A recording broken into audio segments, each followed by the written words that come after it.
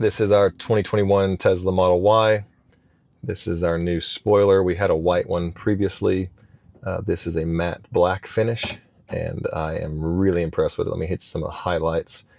First of all, the adhesive is thoroughly all the way from tip to tip, and it's really, really strong. If you look here at the finish, these are some matte black wheel covers next to it, so it's certainly not that glossy black. If you look at the handles of the car, actually the handles are slightly more glossy than the matte black. You can also get it, like I said, in white, carbon fiber for sure.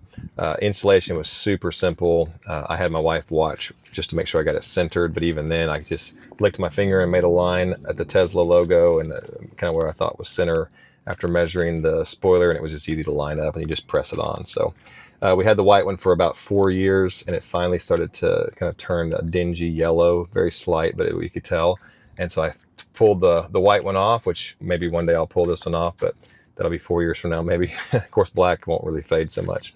And I just stuck the new one on. It's really impressive. I did reach out to Basenor for this product. I've done a lot of Tesla accessory reviews, and they were very kind to send it to me. The thing that stood out the most is how thick and durable it was. So I just took the adhesive covers off, stuck it on, and bam, there it is. So hit it from all different angles so you could see it.